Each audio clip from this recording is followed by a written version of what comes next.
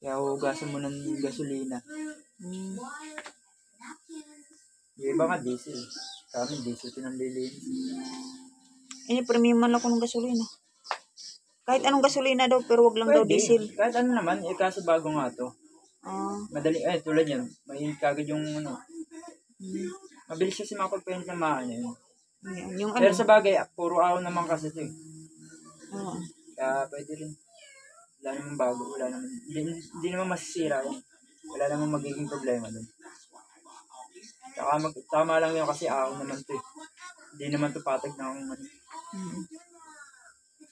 Ang lagi mo ingatan mabagsak, ito. Ito ang mga mahal na parts niyan. Itong kaha. Kaha ng makina. Black. Kaya huwag mababagsak yung mga ganyan. Di ba lang mabutas ang tambutso? Madali lang yan. Diyan pala nilalagay yung...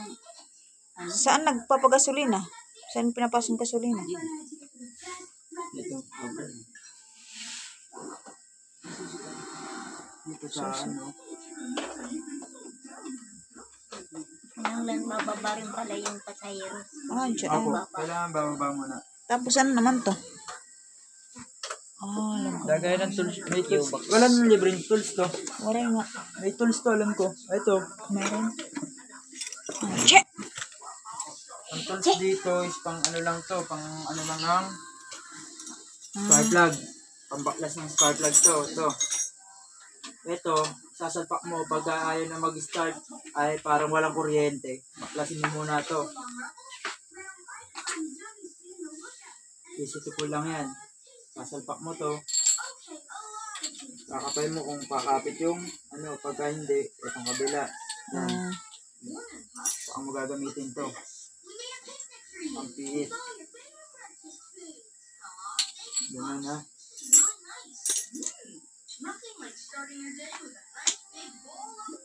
Ganyan ang gamitin yun.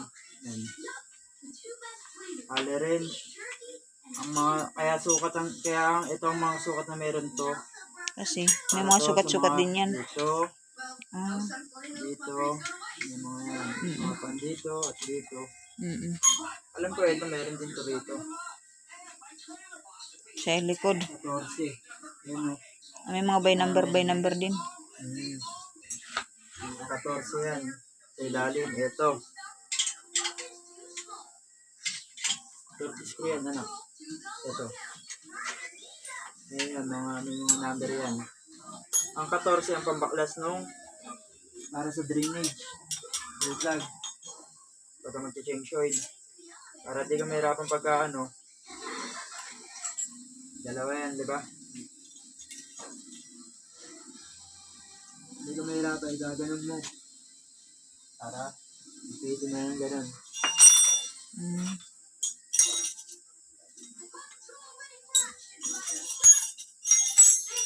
Wala ang tornilyo nito. Kaya natanggal.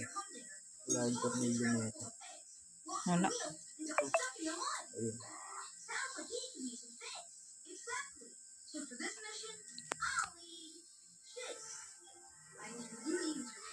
Hindi, kasiran mo na. Di ba nagpasero?